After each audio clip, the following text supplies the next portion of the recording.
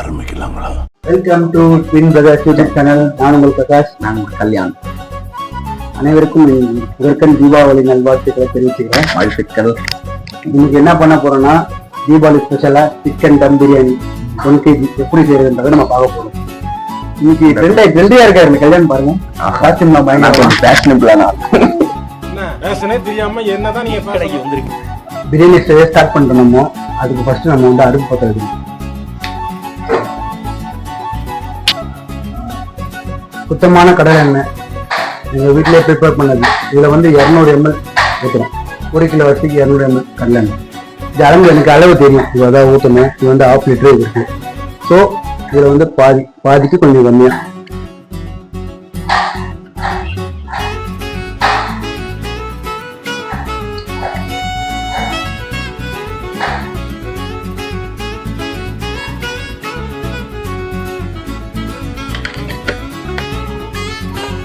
ஆக்சுவலாக வந்து அது கடலை எண்ணெய் வந்து எங்களோட ஓன் பிராண்டு. நாங்களே தயாரிக்கிறோம். அதில் தான் செய்வோம். எந்த சமையலாக செய்வோம். ரொம்ப நல்லது. அதோட கான்டாக்ட் வேணும்னா எங்கள் டிஸ்கிரிப்ஷனில் கொடுத்துருக்கேன். நீங்கள் வேணால் ஆர்டர் பண்ணிக்கலாம். நெக்ஸ்ட் வந்து ஸ்பைசஸ். பட்டெல்லாம் போட்டுக்கிறோமா?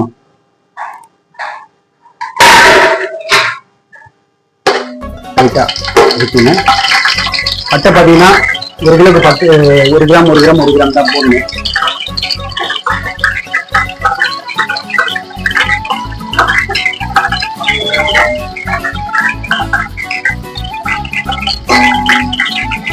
ஏலக்காய் வந்து ஒரு 7 ஏலக்காய் நீங்க வந்து தட்டிக்கிட்டீங்கன்னா நல்லா இருக்கும்.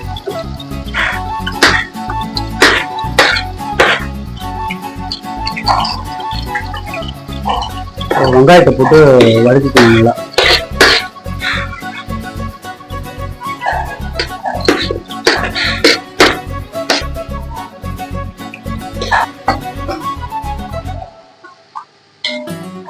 ஒரு கிலோக்கு பார்த்தீங்கன்னா 1 கிராம் பட்டை, 1 கிராம் லவங்கம், ஏலக்காய் மட்டும் ஒரு 6 பீஸ் வந்து 7 பீஸ் போடுங்க. ஏலக்காய் மட்டும் நல்லா நசுக்கி கொடுங்க. அப்போதான் ஃப்ளேவர்ஃபுல்லாக இருக்கும். வெங்காயம் நல்லா ரோஸ்ட் ஆகிற அளவுக்கும் வணக்கம். இதுதான் இதில் டைமே இருக்கும். அதனால நல்லா ரோஸ்ட் ஆகணும். கருகவும் கூடாது. அப்போ தான் ஜம்முன்னு இருக்கும்.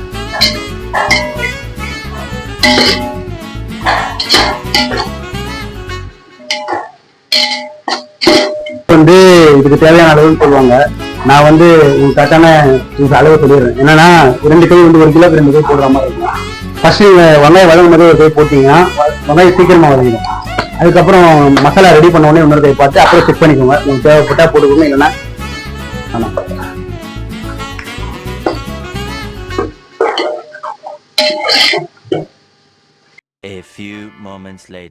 வெங்காயம் வதங்கிறது தான் இதுல இம்பார்ட்டன்டான விஷயமே. அப்போதான் பிரியாணி டேஸ்ட் வரும். வதங்காம போட்டீங்கன்னா பிரியாணி வந்து கெட்டு போயிடும். ஈவினிங் வரைக்கும் வச்சு சாப்பிடுங்க. நல்லா வதங்க விட்டு பொருளாக எடுத்தீங்கன்னா 1 நாள் கூட தாங்க. 1 நாள் அடுத்த நாள் கூட வச்சு சாப்பிடலாம். ஸோ வெங்காயம் வதங்கிறது தான் மேட்ரு. இதுதான் நம்மளுடைய சேனலோட தலை தீபாவளியும் கூட. ஃபர்ஸ்ட் தீபாவளி நம்ம சேனலுக்கு எல்லா வீடியோ நாங்கள் அப்லோட் பண்ணுறோம். தயவு செஞ்சு சப்ஸ்கிரைப் மட்டும் பண்ணிடுங்க. பண்ணிட்டு பாருங்க, ஷேர் பண்ணுங்க, லைக் பண்ணுங்க. வீடியோஸை ஃபுல்லாக பாருங்க. ஸ்கிப் பண்ணாங்க. இந்த டைம்ல பார்த்தீங்கன்னா பச்சை மிளகாவும் புதினா கொத்தமல்லி 3மே சேர்த்துக்கணும். தனித்தனியாகவும் போடலாம். டைம் எடுக்கும், அடிக்கணும். அதனால உங்களுக்கு 3மே ஒன்றா நீங்கள் ஆட் பண்ணி பச்சை வாசனை போடுற வரைக்கும் நல்லா வதக்கணும். மட்டன் பிரியாணிக்கு டிஃப்ரெண்ட் ஆகும் இது மெத்தடு. சிக்கன் பிரியாணிங்கும் போது இதான் மெத்தடு.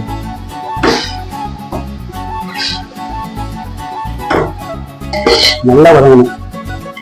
புதினா கொத்தமல்லி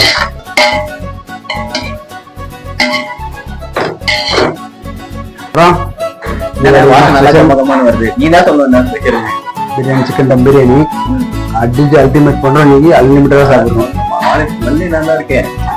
அது நம்மளோட ஸ்பெஷலே தானே. பிரியாணி தான் நம்ம ஸ்பெஷல். சிக்கன் வலி பிரியாணி 1 கிலோ 8 பேர் சாப்பிடலாம். நீங்க 2 பேர் நல்லா வதங்கிருச்சு. புதினா மல்லி வந்து நல்லா வதங்கிடுச்சு.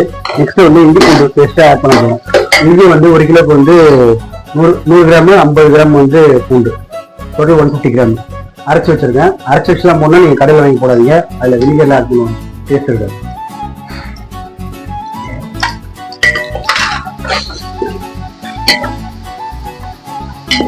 இப்போ வதக்கும் போது நல்ல வாசனை தெரியும். இஞ்சி பூண்டு போட்டு வதக்கும் போது நல்ல வாசனை தெரியும். இதுதான் ஃபிளேவர். பிரியாணியோட முக்கியமான சீக்ரெட்டே பார்த்தீங்கன்னா இஞ்சி பூண்டு. வெங்காயம் வதங்குறதும் இஞ்சி பூண்டுல தான் இருக்கு.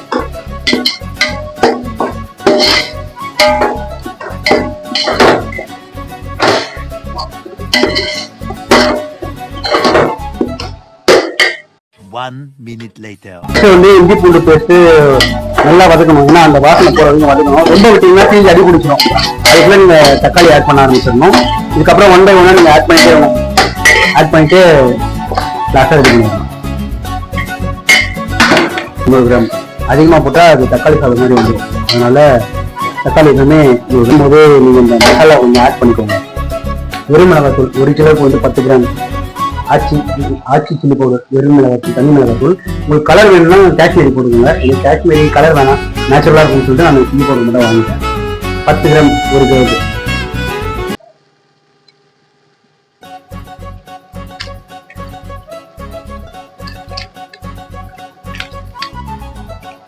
கரம் மசாலா தேவையான அளவு. நிறைய பேர் வந்து ப்ரிஃபர் பண்ண மாட்டாங்க. நான் ஃபிளேவரபுளா இருக்கும், நல்லா இருக்கும். கரம் மசாலா போட்டு தான் பிரியாணி மாதிரி. ஸோ கொஞ்சம் லைட்டாக கட்டிக்கிட்டு நீங்க 10 கிராம் போடுற ஒரு 5 கிராம் போடுங்க, போதும், பாதி போடுங்க. இப்போ இதை சேர்த்து ஆட் பண்ணிக்கோங்க. நல்லா மிக்ஸ் ஆகணும், மேரினேட் ஆகணும். நல்லா மேரினேட் ஆகி இதை கொஞ்ச நேரம் வந்து ஸ்லோ ஃப்ளேம்ல வைங்க. லோ ஃப்ளேம்ல வச்சு வதக்கி விடுங்க.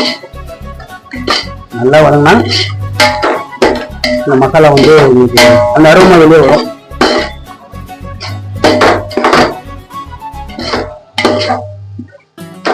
காரம் வேணும்னா இன்னும் ஆட் பண்ணிக்கலாம். கம்மியாக வேணாலும் 10 கிராமுக்கு கம்மியாக கூட போட்டுக்கோங்க. ஏன்னா இதுதான் கரெக்டான மெஷர்மெண்ட்.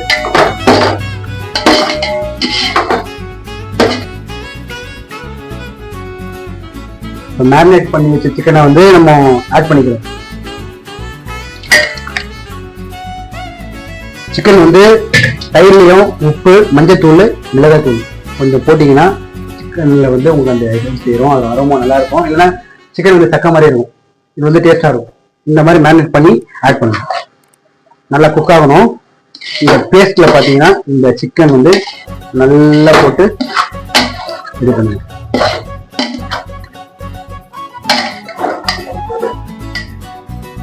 நல்லா உங்களுக்கு கலரி விட்டுக்கோங்க. தண்ணி ஊற்றுறதுக்கு முன்னாடி நல்லா மேரினேட் ஆகணும். சிக்கன் நல்லா இதில் போட்டு ஒரு 10 நிமிஷம் வேகட்டும். லோ ஃப்ளேம்ல வெந்துருச்சுன்னா நெக்ஸ்ட் இது வெந்துட்டு இருக்கும் போதே இங்கே வந்து அரிசிக்கு நீங்கள் தனியாக தண்ணி வச்சுக்கணும். அப்போ தான் இது கொதிக்கிற டெம்பரேச்சர் உங்களுக்கு கரெக்டாக இருக்கும். நீங்கள் இல்லைன்னா இது வெந்துடும், உங்களுக்கு தண்ணி பிரிஞ்சு வந்துடும். அப்புறம் இது கொதிக்கிறதுக்கு உங்களுக்கு லேட் ஆகிடும். அதனால் அது வெந்துட்டு இருக்கும்போதே வச்சிடணும்.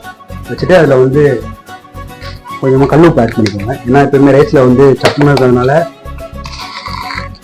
இதுக்கு ஒரு 2 கை கல் உப்பு போட்டிங்கன்னா அந்த சாப்பாடு அந்த டேஸ்ட் அப்படியே இருக்கும்.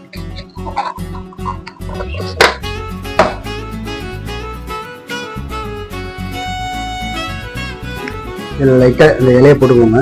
போட்டுட்டு மஞ்சள் பொடி ஆட் பண்ணுங்க. ரைஸோட கலர் கொஞ்சம் டிஃப்ரெண்டாக இருக்கும்.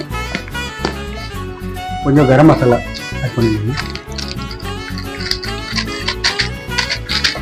ஒரு 10 to 15 மினிட்ஸ் நல்லா குக் ஆச்சு சிக்கனு.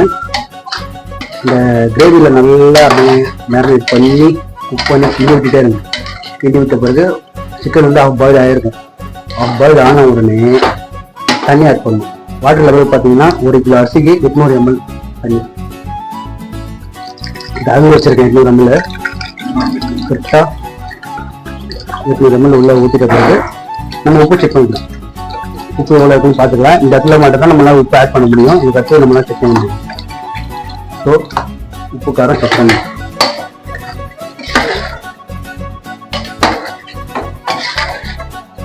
நல்லா கிண்டி விட்டு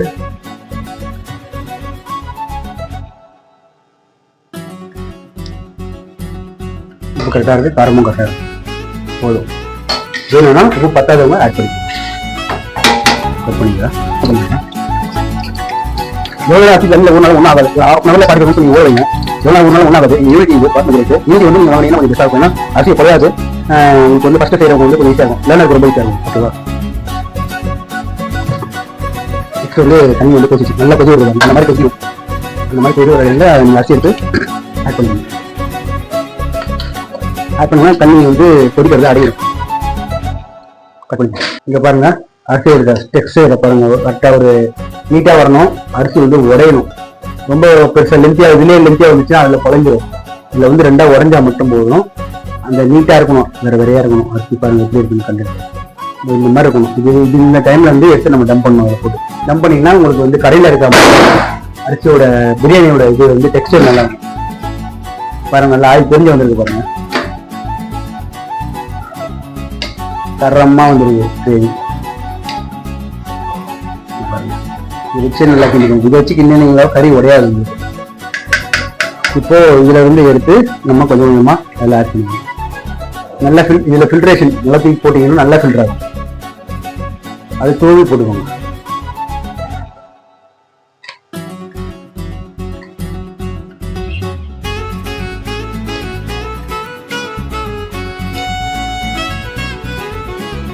அரிசி வந்து கரெக்டான பதத்தில் எடுக்கணும். இதுதான் பிரியாணியில வந்து டெக்ஸ்டருக்கான சீக்ரெட் தான்.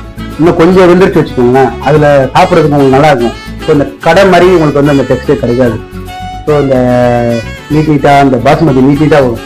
அந்த மாதிரி உங்களுக்கு டெக்ஸ்டர் வந்து இந்த கரெக்டாக இந்த 40% வேகும்போது எடுத்தால் தான் வரும். நீங்கள் ஒரு 70% 60% வேகத்து எடுத்தீங்கன்னா அதில் சாப்பிட்றதுக்கு நல்லா இருக்கும். ஆனால் வந்து ஒரு மாதிரி நொசனொசன்னு வந்துடும். அது பிரியாணி மாதிரி இருக்காது, பார்க்க நீட்டாக இருக்காது. தட்டும் போது அந்த இது தெரியாது பிரியாணி. இந்த டெக்ஸ்டைல இருங்க எடுத்து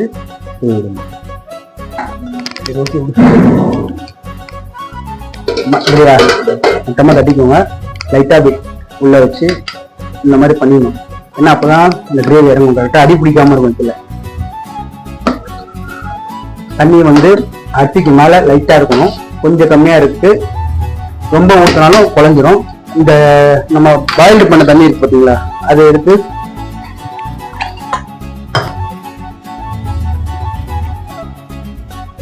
நல்லா ஊற்றிக்கணும்.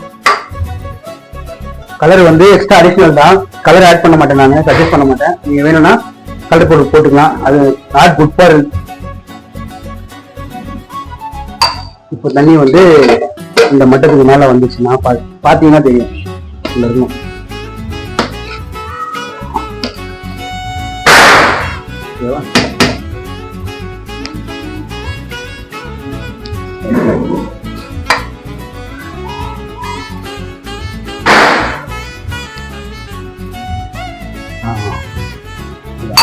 இப்போ வந்து தம் கட்டிடுங்க. கரெக்டாக 15 to 10 to 15 minutes. 15 கரெக்டாக இருக்கும். 20 வச்சிங்கனாலும் அடி பிடிச்சிரும். கரெக்டாக 15 minutes மேலே கட்டை போட்டு மூடிக்கலாம். நீங்கள் பாயில் பண்ணிங்க பார்த்தீங்களா அரிசி, அந்த வாட்டர் ஹாட்டாக இருக்கும். அதை எடுத்து நல்லா வச்சுருங்க. வச்சுட்டு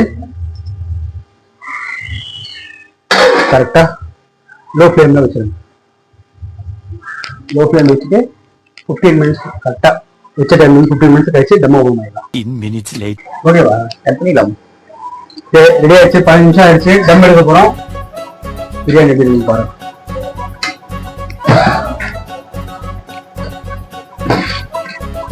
பாருங்க அரிசியோட டெக்ஸ்டரா வந்துருக்கு. பாருங்க அரிசியோட இதுவாக இருக்கு பாருங்க. இதுதான் வந்து பிரியாணியோட டெக்ஸ்டர்.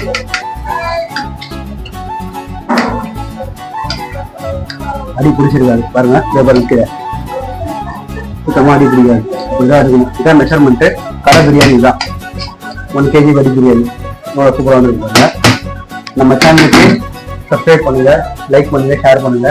மோர் வீடியோஸ் போட்டுட்டே இருப்போம், அப்லோட் பண்ணிட்டே இருப்போம். உங்களுக்கு என்னென்ன டிஃப்ரெண்டான டிஷஸ் தான் நான் பண்ணி காமிக்கிறேன். சப்ஸ்கிரைப் மட்டும் மறக்காம பண்ணிடுங்க. நண்பா சிக்கன் பிரியாணி ரெடி ஆயிடுச்சு. ஒரு பைட்டு தரமா இருக்கு.